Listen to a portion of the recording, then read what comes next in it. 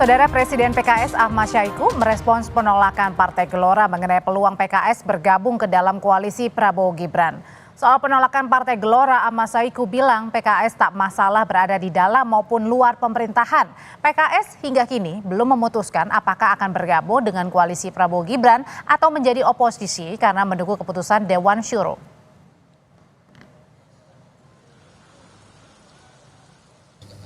Bagi kami nggak masalah, mau di luar, di dalam, kami punya pengalaman tersendiri ya.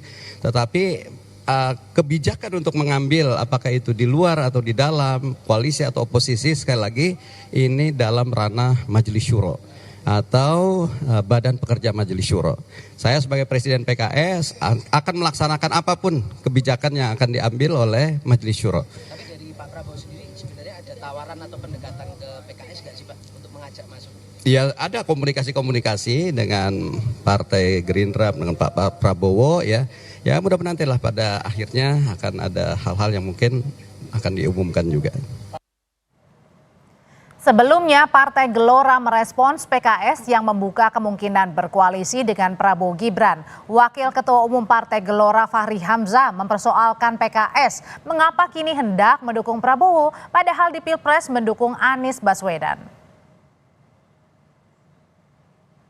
Menurut saya persoalan teman-teman PKS adalah persoalan dengan dirinya sendiri, yaitu tentang ketiadaan pikiran dan gagasan sehingga melompat saja kepada gagasan lain yang sederhananya adalah kekuasaan eksekutif harus dibagi dan seolah-olah kekuasaan eksekutif itu adalah sumber daripada kemakmuran, pendapatan, ya, sumber daya bagi partai, bisnis, perizinan dan sebagainya.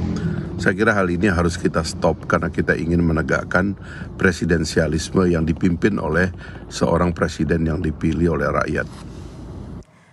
Wakil Presiden terpilih Gibran Rakabuming Raka belum mau buka suara mengenai susunan kabinet pemerintahan Prabowo mendatang, termasuk berapa komposisi antara kader partai dan juga kalangan profesional. Dan soal peluang PKS bergabung ke dalam pemerintahan Prabowo, Gibran hanya tersenyum dan bilang Prabowo yang akan menjawabnya. Nanti ditunggu aja untuk susunan komposisinya, ditunggu aja ya. Mas, untuk penegasan PKS apa tetap jadi bergabung ke koalisi pemerintahan, Mas?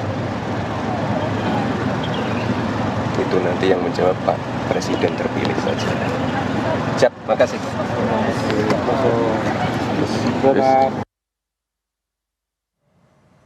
Sebelumnya, Ketua Umum Partai Demokrat Agus Harimurti Yudhoyono juga menyinggung langkah Presiden terpilih Prabowo yang merangkul partai politik di luar koalisi. Kata AHY, koalisi bukan soal besar-besaran, tapi penting menjaga soliditas agar koalisi tak rontok di tengah jalan. Pernyataan AHY ini muncul sehari sebelum Ketua Umum Nasdem Surya Paloh menemui Prabowo di kediamannya di Jalan Kartanegara, Jakarta Selatan.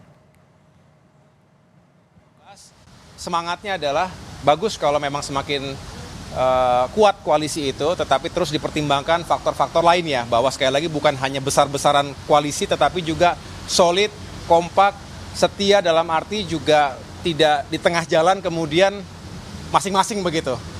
Karena dalam perjalanannya kita juga tahu awalnya kompak kemudian di tengah jalan bisa rontok satu persatu. Nah, inilah sebetulnya yang kita butuhkan, stabilitas koalisi. Jadi bukan hanya di awal, bukan hanya di tengah, tapi juga sampai dengan akhir.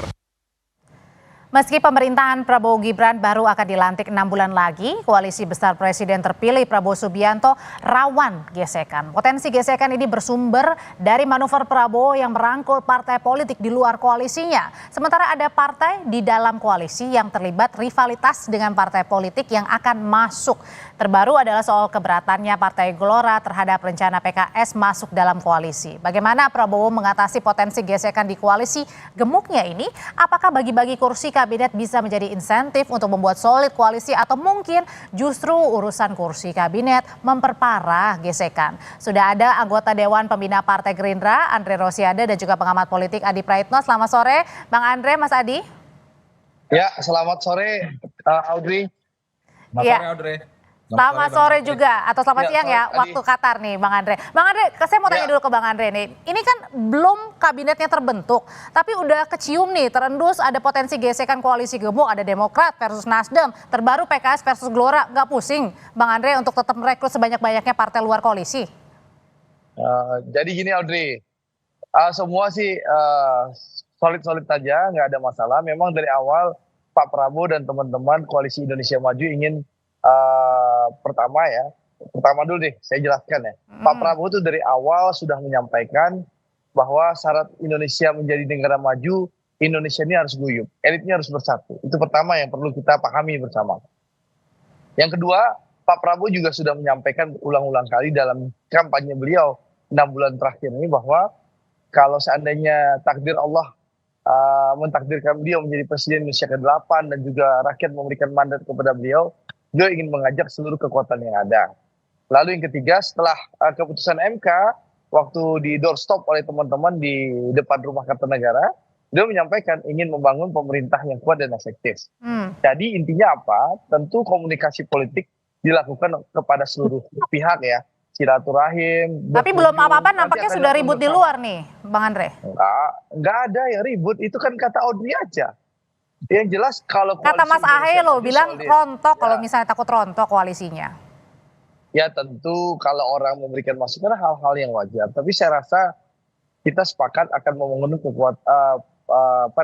koalisi yang kuat dan efektif sehingga janji-janji kampanye Pak Prabowo dan Mas Gibran bisa segera dieksekusi. Karena apa? Sekali lagi, Pak Prabowo ini bukan membawa slogan jargon perubahan. Yang di Pak Prabowo ini menyampaikan adalah semangatnya semangat berkelanjutan. Jadi 20 Oktober nanti dilantik menjadi Presiden Indonesia ke-8 menggantikan Pak Jokowi. Pak Prabowo itu tidak lagi mengalami transisi penyesuaian, ya, tapi langsung tancap gas bersama Mas Gibran melanjutkan keberhasilan yang sudah dilakukan oleh Pak Jokowi dan Kiai Ma'ruf. Nah, sehingga itu harus didukung oleh kekuatan koalisi yang kuat dan efektif. Dan alhamdulillah ya saat ini dengan pernyataan Nasdem dan PKB yang akan bergabung dengan Koalisi Indonesia Maju, kalau dihitung-hitung kan sudah 75%. Jadi kalau gitu tetap mau membuat koalisi yang gemuk ya, memasukkan banyak. Kalau itu kan dengan 75%, insya Allah koalisinya kuat dan efektif. Sehingga agenda Pak Prabowo dan Mas Gibran, janji-janji kampanyenya beliau berdua kalau gitu bisa dieksekusi. Bang Andre, kalau gitu saya langsung nanya ke Mas Adi deh. Kalau gitu dengan memperbanyak koalisi di dalam pemerintahan Pak Prabowo dan juga Mas Gibran, ini semakin memperkuat merealisasikan janji-janji Pak Prabowo dan juga Mas Gibran nggak sih? Atau sebaliknya ini kayaknya di luar aja udah riuh-riuh banget nih Mas Adi? Ya saya kira memang ketika ada kecenderungan Prabowo Subianto dan Gibran merangkul pihak-pihak yang kalah secara politik, sebut saja misalnya PKB dan Nasdem.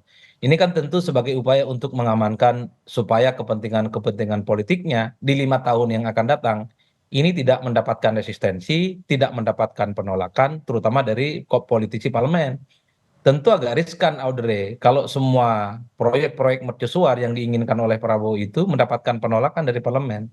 Seperti yang terjadi pada Jokowi 2014 ketika periode pertama jadi presiden, itu hampir setahun setengah Jokowi itu tidak bisa mewujudkan semua keputusan politiknya karena parlemen saat itu mayoritas dikuasai oleh pendukungnya Prabowo. Tentu Prabowo ingin tancap gas, kata Bang Andre, makanya salah satu cara adalah membabat semak belukar politik dengan cara merangkul pihak-pihak yang kalah, yaitu Nasdem dan PKB. Tapi masanya belum apa-apa sudah riuh nih, katanya takutnya rontok di tengah jalan, apalagi belum ada PKS versus Gelora nih yang panas-panasan juga. Ya saya kira memang secara alamiah ya memasukkan orang baru, apalagi orang baru itu adalah kompetitor yang saling bersaing dalam pilpres, pastinya akan mendapatkan penolakan. Jadi pernyataan Gelora yang menolak PKS misalnya itu adalah sebagai salah satu perang terbuka bahwa bagi Gelora sebagai pendukung utama Prabowo haram hukumnya bagi PKS. Karena PKS ini kan secara ideologis dan kepentingan politik berbeda dengan Prabowo, termasuk dengan Gerindra. Begitupun dengan Demokrat ya, AHY rasa-rasanya luka hati ya akibat misalnya tidak mendapatkan tiket pencapresan maju dengan Pak Anies Baswedan, ini kan masih membekas. Maka tak mengherankan ketika PKB dan Nasdem dikabarkan berkoalisi dengan Prabowo, AHY itu satu-satunya ketua umum yang speak up Oke. publik. Oke. Kasih warning, jangan sampai koalisinya judulnya banyak, tapi kemudian akan rapuh di tengah jalan. Bagi saya ini sebagai bentuk rasa tak nyaman dan tak happy, karena kedua Oke. partai. Kalau gitu pertanyaan selanjutnya nanti akan dijawab Bang Andre juga Mas Adi, sebenarnya terutama ke Bang Andre nih. Ini Pak Prabowo sebenarnya nanya dulu nggak sih ke koalisi internal yang sudah jelas-jelas dari awal mendukung Prabowo Gibran begitu sebelum partai di luar pemerintahan ini direncanakan akan masuk dan sudah masuk sebenarnya. Contohnya seperti Nasdem dan juga PKB, nanti usai jeda tetaplah di Kompas Petang. Nanti Bang Andre dan juga Mas Adi menjawabnya.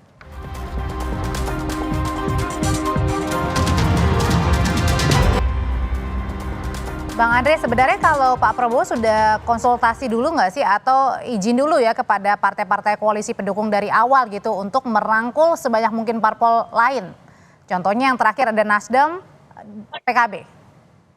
Ya, jadi kan begini, kita kan sudah sepakat dari awal bahwa Pak Prabowo ingin membangun kekuatan yang kuat dan efektif. Jadi tentu komunikasi politik sudah dilakukan dengan teman-teman koalisi ya.